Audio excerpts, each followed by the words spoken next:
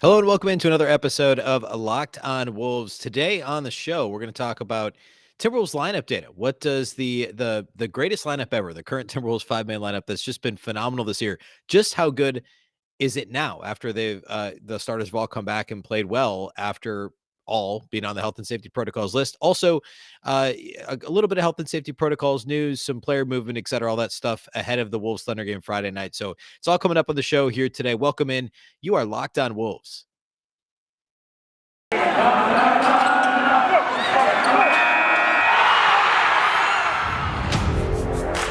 You are Locked On Timberwolves, your daily Minnesota Timberwolves podcast. Part of the Locked On Podcast Network. Your team every day.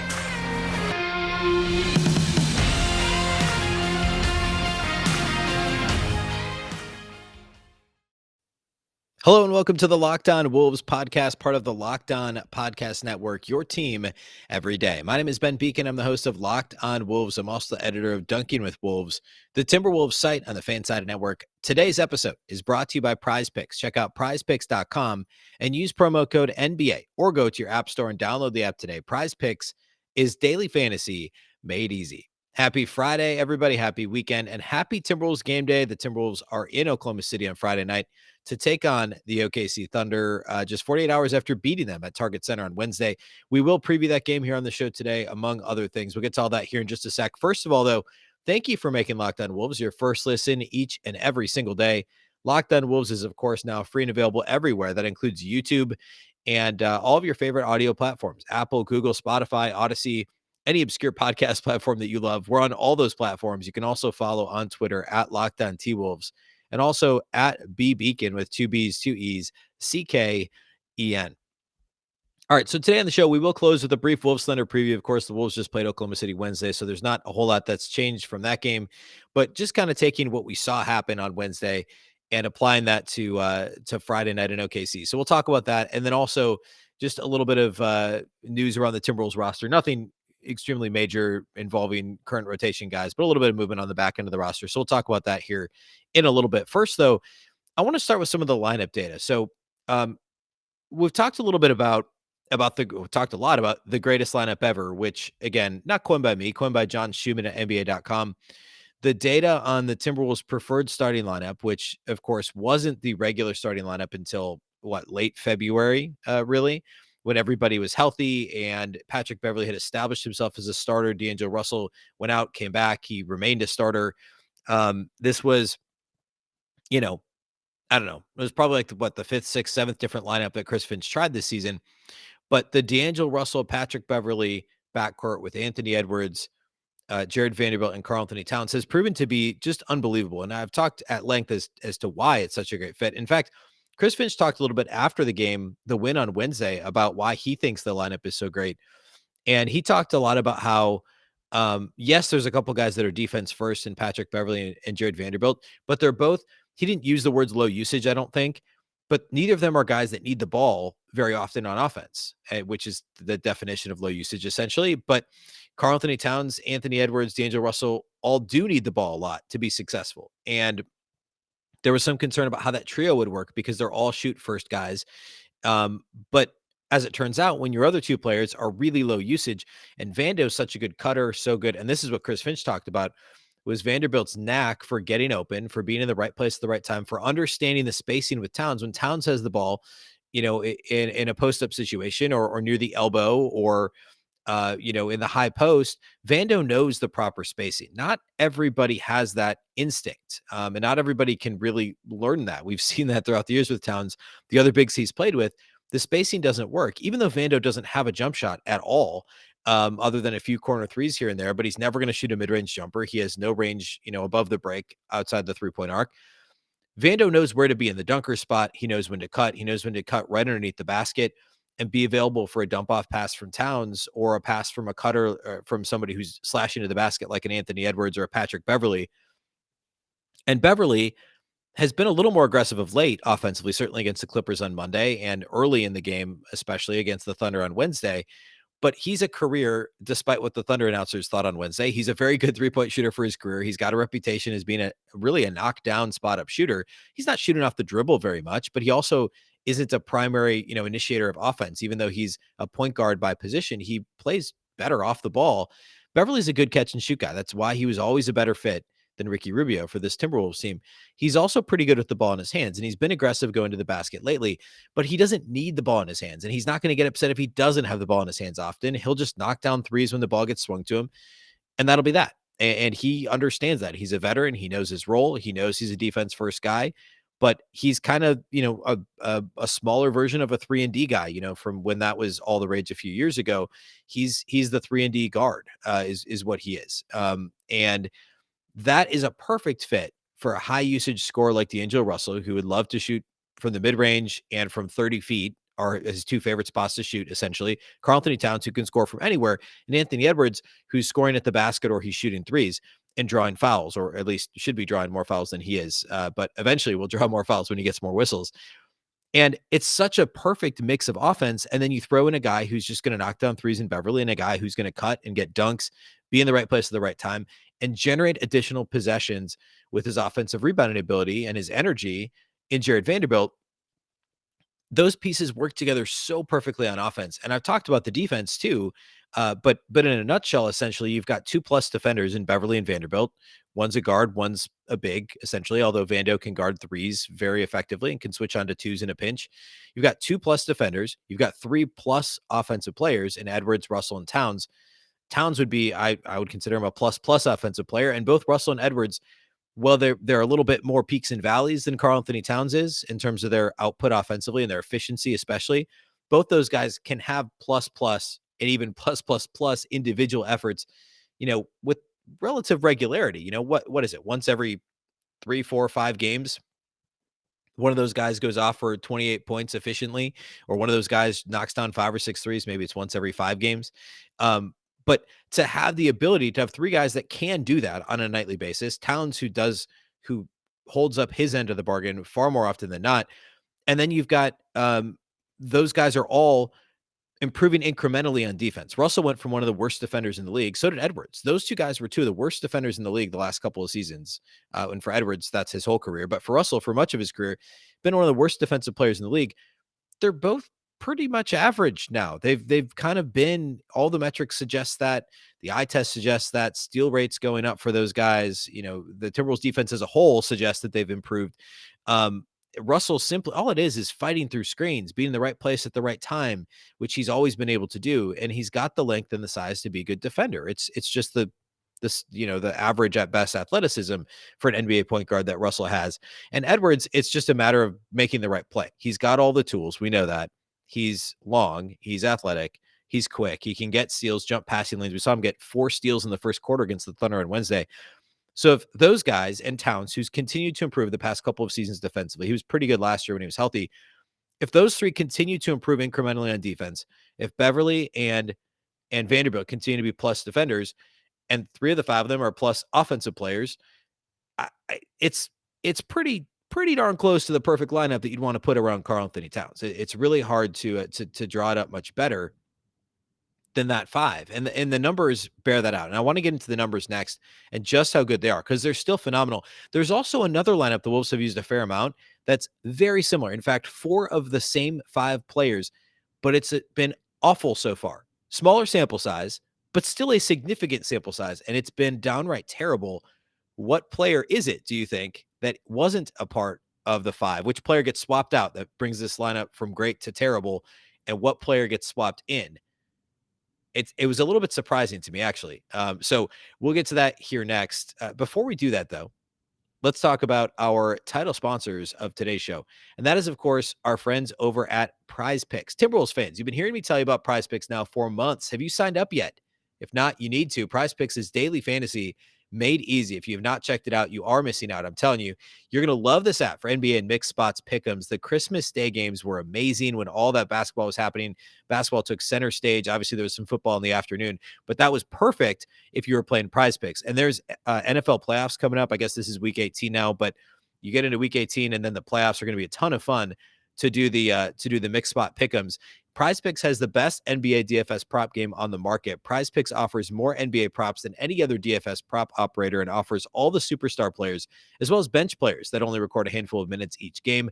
PrizePicks offers any prop you can think of, from points to assists, rebounds to three-pointers made, and more. All users that deposit and use our promo code will get 100% instant deposit match up to $100. It's promo code NBA. Again, promo code NBA. You'll get a 100% instant deposit match up to $100. All you do is pick 2 to 5 players and an over-under on their projections. You can win up to 10 times on any entry, and it's just you versus the projected numbers. So, for instance, in a mixed sport entry, as the Vikings aren't going to be in the playoffs, so here's a comparison that might anger Minnesota sports fans. But hey, in the playoffs, in the NFL playoffs, say you want to take Karl-Anthony Towns over on points, and maybe because you hate the Packers, because perhaps you're a Vikings fan if you're listening to this, maybe you're going to take the Aaron Rodgers over on 0.5 interceptions or whatever, and you take the over on Rodgers interceptions, the under, or the over on Karl-Anthony Towns points, or the under on Karl-Anthony Towns assists or whatever. You can mix sports and play with the mixed sport entries. You can use the award-winning app on both the App Store and Google Play. Entries can be made in just 60 seconds or less. It's that easy. PrizePicks is safe and offers fast withdrawals. Go to prizepicks.com today. Use promo code NBA or go to your App Store and download the app. PrizePicks is daily fantasy made easy. If you're not playing PrizePicks, you honestly do not know what you're missing. Let's also talk about our friends over at Shopify. Shopify is more than a store. Connect with your customers, can drive sales, and manage your day-to-day. Shopify gives entrepreneurs the resources once reserved for big business. So upstarts, startups, and established businesses alike can sell everywhere, synchronize online and in-person sales, and effortlessly stay informed. Scaling your business is a journey of endless possibility.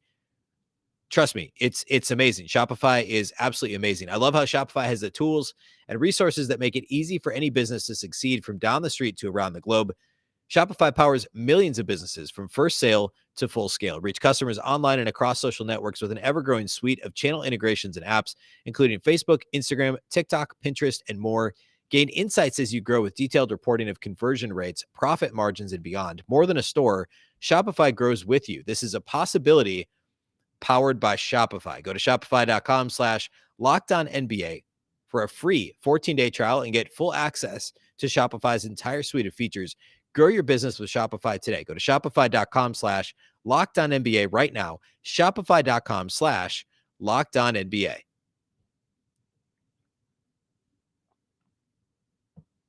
All right, let's get into the lineup data when it comes to this vaunted Timberwolves starting lineup. So again, Russell, Beverley, Edwards, Vanderbilt, and Towns have now appeared in 13 games together, 142 minutes played. It's the Timberwolves' most used lineup. It's the only lineup that they've used for more than 80 minutes all season long. In fact, the only lineup they've used for more than 55 minutes all season long is this lineup: Beverley, Russell, Edwards, Vanderbilt, Towns. They currently have a net rating of 50.5, which is just absolutely insane. It remains the best lineup league-wide. It's hard to explain just how good this is. Well, actually, no, it's not, because look at the Wolves' next best lineup. Their next best 5-man lineup is a 4.4 net rating in 46 minutes. And that's Beverley, Russell, Edwards, McDaniels, and Towns. So no Vanderbilt plus McDaniels. Still their second best lineup of any lineup that's been used. I put in 40 minutes or more. So there's been 8 lineups that the Wolves have used for 40 minutes or more this year. Their second best lineup is the same thing, but with McDaniels instead of Vanderbilt, it drops from a 50.5 net rating to a 4.4 net rating.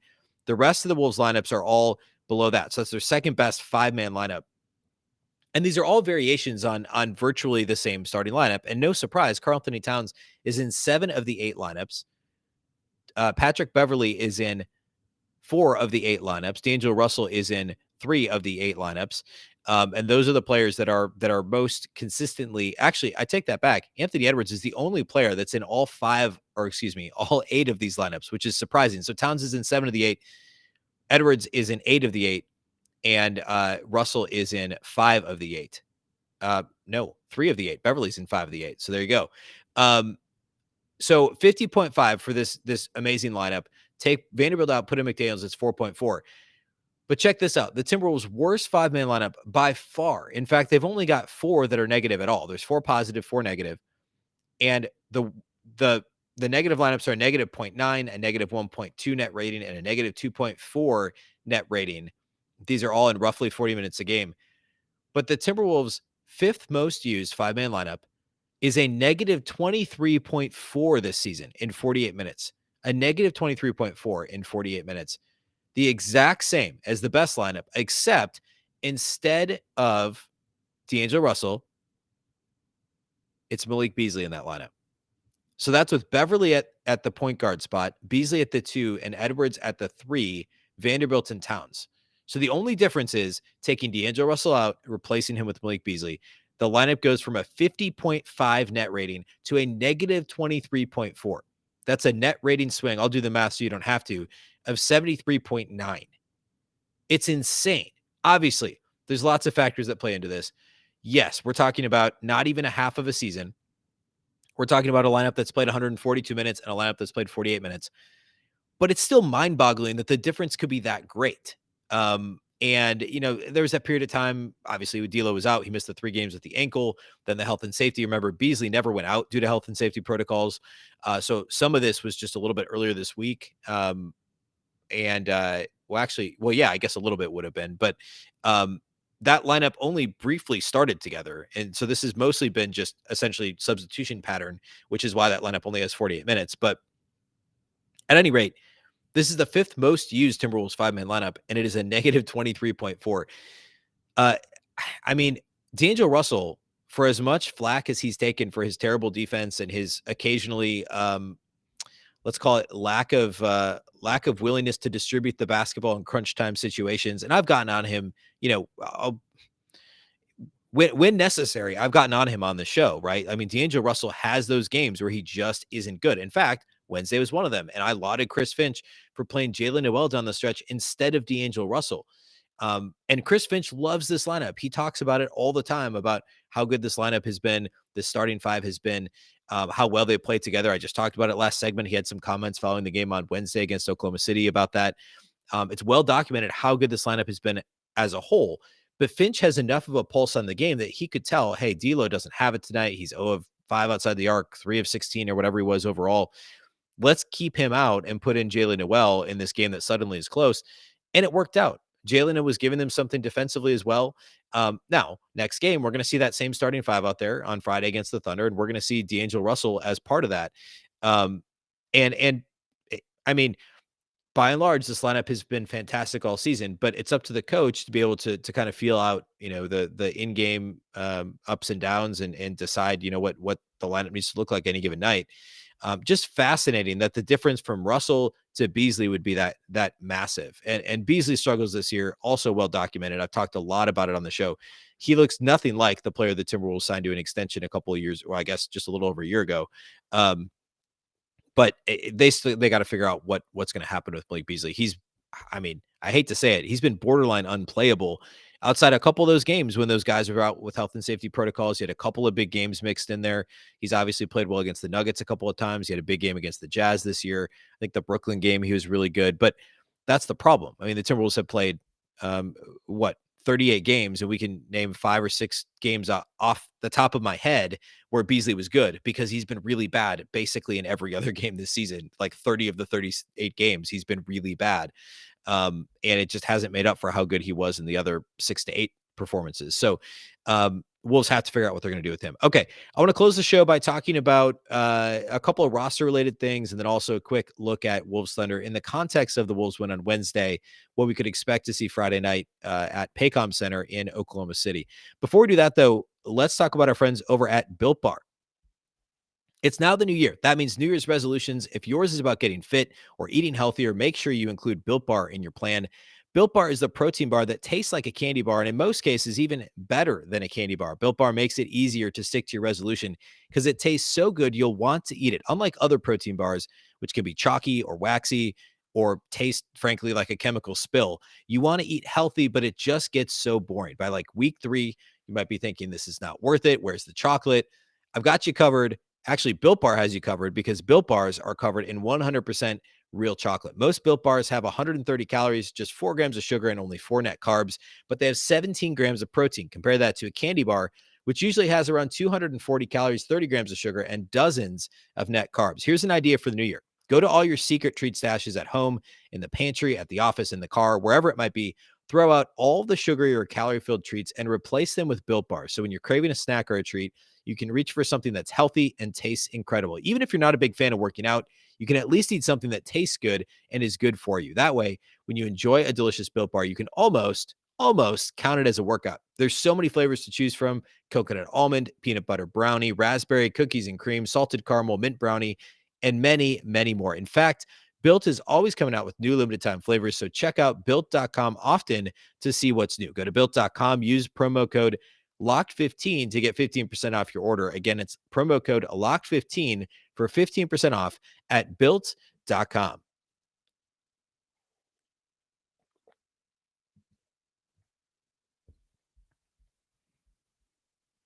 All right, let's talk Timberwolves Thunder. So the Wolves, of course, beat Oklahoma City on Wednesday, 98-90 in Minnesota. Not a lot's going to change on the injury report. However, the Timberwolves do have one player now in health and safety protocols after going, 3 days, I think, with nobody in protocols. Leandro Balmaro will be in health and safety protocols, is listed as out on Friday. Of course, he'd fallen out of the rotation lately anyway. Obviously, hopefully things turn out okay health-wise for him and he's feeling okay, but he won't be with the team in Oklahoma City, will not play. McKinley Wright is also on assignment in Iowa, but it does look like Nathan Knight will remain on the roster, although he didn't play on Wednesday.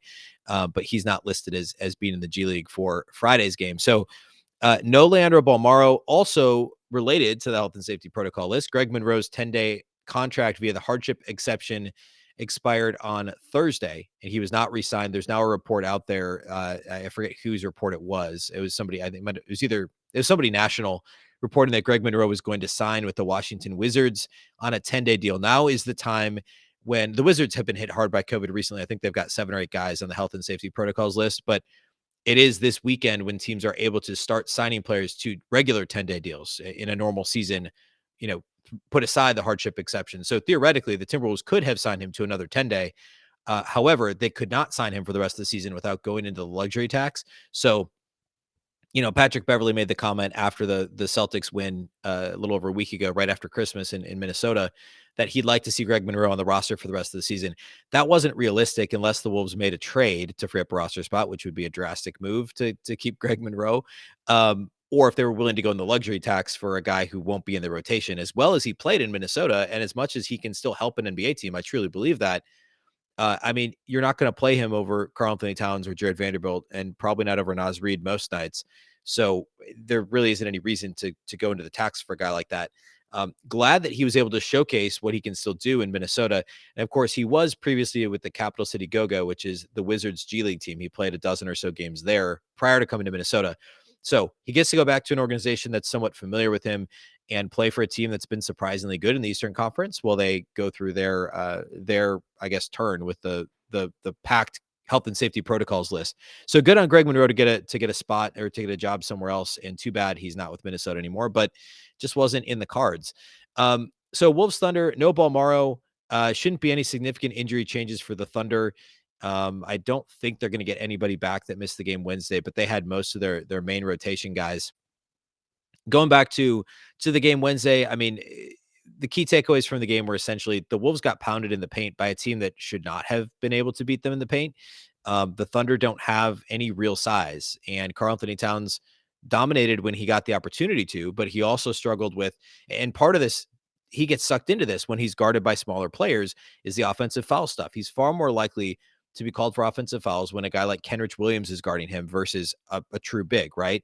And so that's something that he's got to be careful with on Friday, getting into foul trouble against a team that he should be able to drop an easy 30 and 15, really, against a team like the Thunder that doesn't have the size to contend with him. So Towns should have a big game. The Wolves did win on the glass on Wednesday, but it was by 3 rebounds. They lost the points in the paint battle by 4 or 5 points.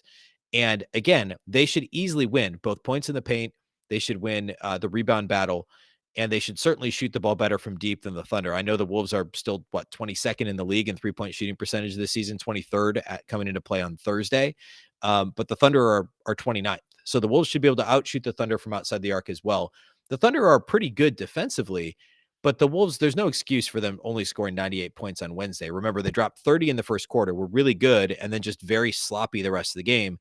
If the Wolves can tighten up some of those turnover issues, grab a few more rebounds, play a little bit better in the paint, Towns doesn't get into foul trouble.